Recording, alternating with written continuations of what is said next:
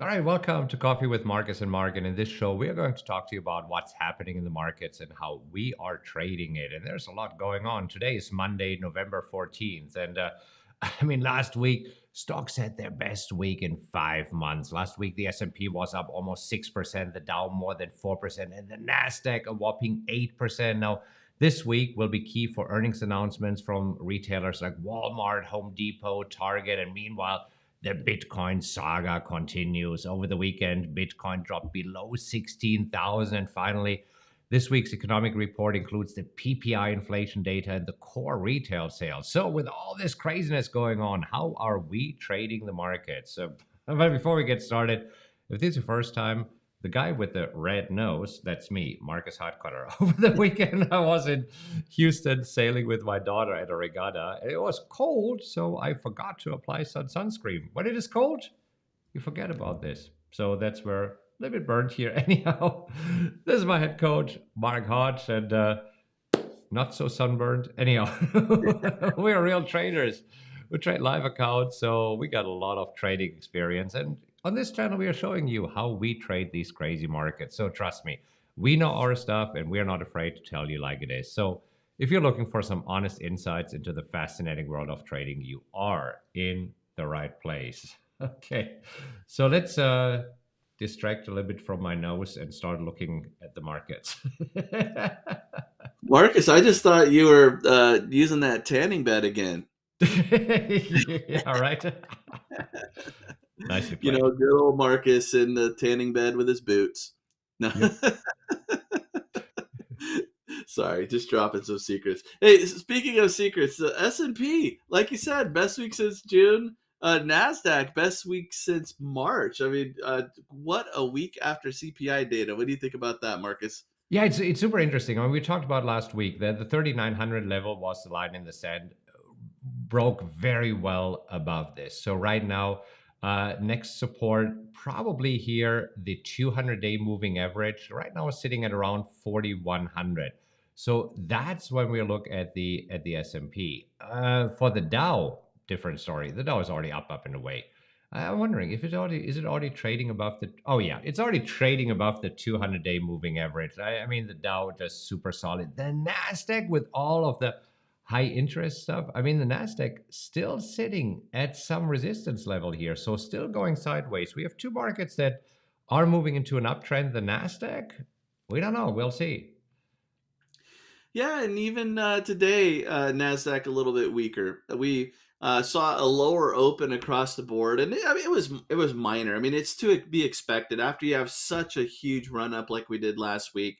No surprise that we opened lower this morning. However, Dow has turned positive. The S&P basically flat. Nasdaq down 0.7%, but after an 8% week, I mean you really kind of expect this going into the open, wouldn't you? Yeah, exactly. Especially this week, not a whole lot going on. If you look at the economic calendar, we have yesterday Fed member Waller was speaking. We'll talk about this in a moment. Today we have Fed Vice President Brainard speaking. And then the big one, kind of the big one tomorrow, is the PPI, the Producer Price Index. And you have CPI, the Consumer Price Index, and PPI. They kind of go hand in hand, but CPI is really what is closely looked at versus PPI. Any huge surprise could definitely move the market, but I think the last week's CPI data and the reaction was more significant. Yeah, so last week, clearly everybody was waiting on this. Today, we mentioned it earlier when we were trading with our mastermind. I mean, anything absolutely shocking could move the markets, but other than this, there will be a reaction, but not that everybody has been waiting for it. Especially since already yesterday, Fed member Waller pretty much said, "Listen, guys, what are you talking about? I mean, this was one data point. No, we are not done raising interest rates." However, he proposed a few half percentage point movements, and that's a deviation because the Fed has raised interest rates for 3/4 of a point 4 times in a row. And there was concerns that for the next meeting they might do it as well, but right now, as we can see, traders are factoring in an 80% probability that is only half a percentage point. Yeah, and with the data, I think that this is it's just common sense. It makes sense that at some point the Fed needs to slow down. Now, a 50 basis point hike is still big, right? It's just recently the 75 basis point hike was the theme and what traders were focused on. That's definitely shifted. Fed Governor Waller on Sunday, he did say that we're at a point we could start thinking maybe of going to a slower pace, but we're not softening. And then he said, quit paying attention to the pace and start paying attention to where the endpoint is going to be. Until we get inflation down, the endpoint is still a ways out there. Yeah, and if you look at the probabilities here, so the endpoint right now, traders are factoring in 4.75% to 5%, but as we can see, there's still a pretty high probability of 5 to 5.25%. So, I mean, that's way higher than the Fed previously expected. And in the last meeting, Powell even said, you know what, let's not talk about a terminal rate. It will be higher than everybody thinks. So that's And what traders are factoring in right now. yeah, and more than double the Fed goal of 2% annualized inflation being the norm, right? So Yeah. it's still high inflationary environment. Yeah. So again, looking at a 5 minute chart of today, I mean, the Nasdaq, as I said, open lower, was pushing lower. Right now, just diddling around, still down 0.7%.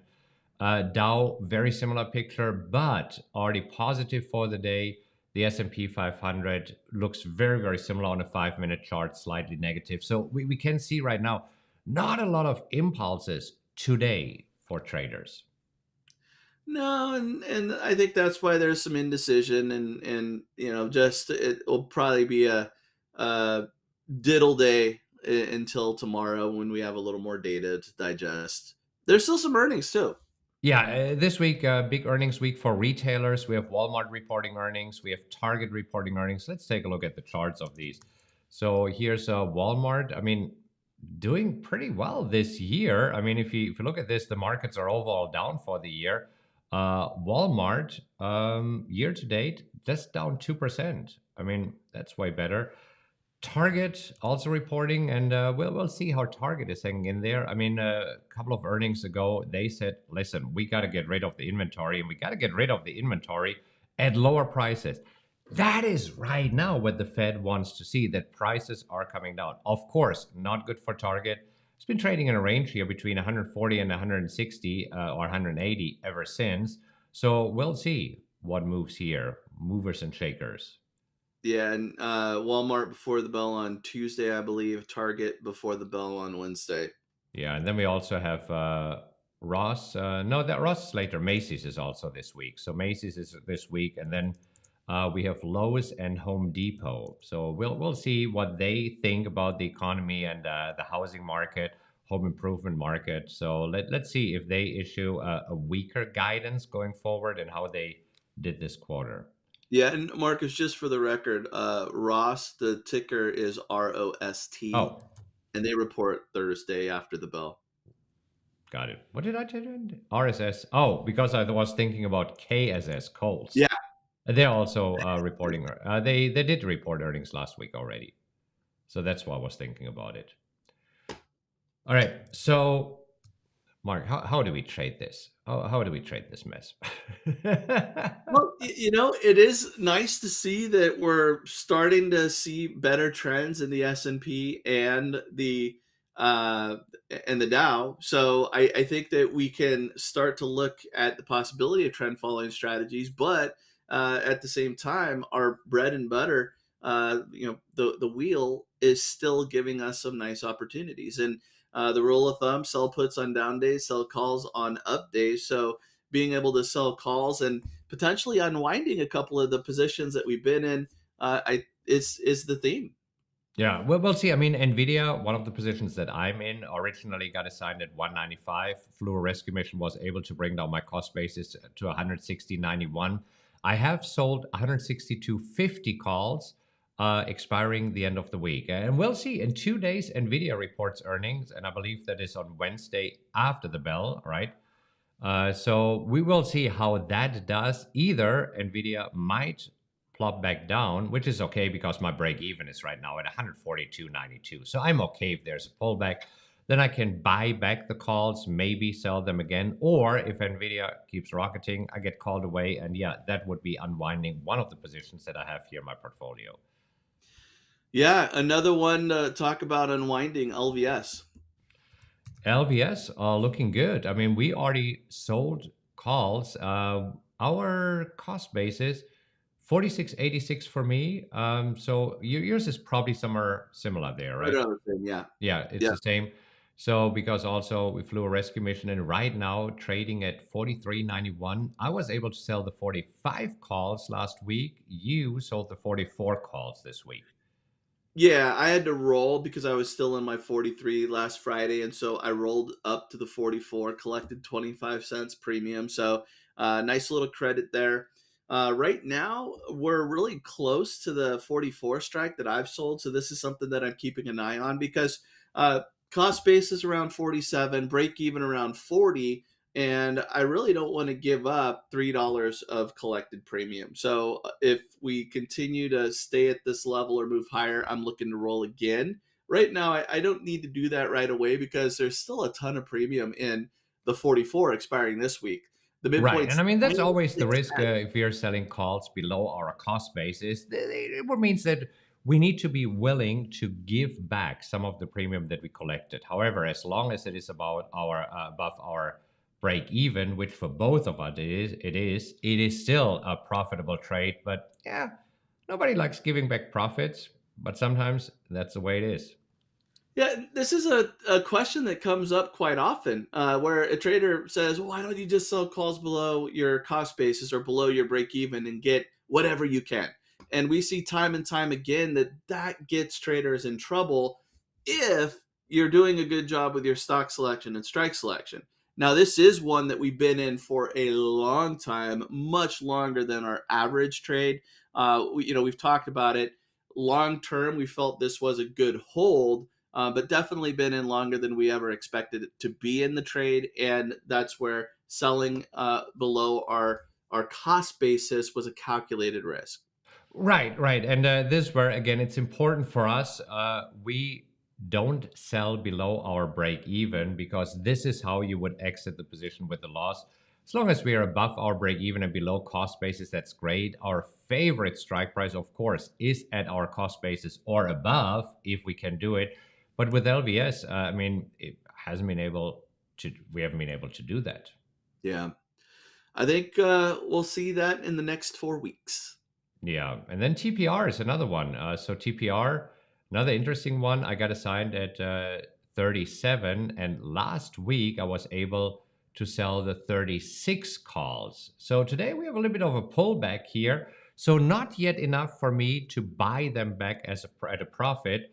But this probably also at some point this week might give me an opportunity to roll up into the 37, and then I will be at my cost basis and I can keep all of the premium that I collected there. The break even right now nicely down at 32.69. So we're doing well there. Earnings are out of the way, moved higher, kind of as expected, and we'll see what happens over the next few days here. Nice move Friday. Did you buy some Def- handbags? oh my gosh, Friday was just a massive move, and that's why I was able to sell the calls. Nice. Good. And then AMD today, also your AMD position doing quite well. Well, pulling back a little bit, but still Yeah. up 1.8% after an upgrade from analyst. So we still have a little bit to go there, but it's moving in the right direction. Yeah, we were up above 75 at one point. It was the equivalent of a double rainbow with a double upgrade. So traders liking that. I have a little ways to go on this one. I'm having rescue remorse. Going back a couple of weeks just to review, Marcus, you decided to do a rescue on TPR and, or sorry, NVIDIA. not TPR, Nvidia. So you did a rescue at 120 and brought down your cost basis significantly. And at the time, I felt that we could see a little more downside in Nvidia, or gosh, I have my tickers wrong. AMD, pardon me. And then we were heading into earnings, and I didn't want to do a rescue right into earnings. In hindsight, had I done a rescue around 56, that would have been perfect. I thought we might get down a little bit lower, and that just wasn't the case. So I'm happy to see the trade, head in the right direction. But gosh, it would be so much fun right now to have a break even of 75. Wouldn't it be? Yeah. Hey, by the way, this is where we said we're real traders. We tell it, how it is. If you find this helpful, give us a like, and we'll keep talking about. We have one more trade coming up, but we appreciate any likes here because this way, this video is being shown to more traders. Okay, so finally, also got to talk about Google. So I flagged it as a no because today it came up with a strike price of 92 that we could sell. I mean, we are in Google, but I wouldn't consider opening a new position here in Google. This is why I flagged it as a no. Absolutely. And Marcus, this goes back to the old tell us your watch list question, right? And time again, we have a trader or traders that say, so what are the trades that you took this year? It might be a decent reference point, but we're constantly reassessing the market and open positions. And so at this point, I think that there would be better opportunities to get into other than Google because we've broken through support. We've seen this sell off. I'm okay holding Google. I don't feel I need to bail on this prematurely, but to get some quick profits and something that has better support, that would be at the top of my list rather than getting into Google at this point. Right. Well, talking about new positions, not a whole lot going on. I mean, this morning we traded with our mastermind members, so we already went through the list. We didn't see anything exciting to trade here today, which again is not surprising on a diddling day that we have here right now, where the market is really looking for some direction. Maybe there will be a little bit of a sell-off, then there might be some more positions popping up, but right now, I mean, we're all about managing our existing positions, and this is going really, really well. Love it.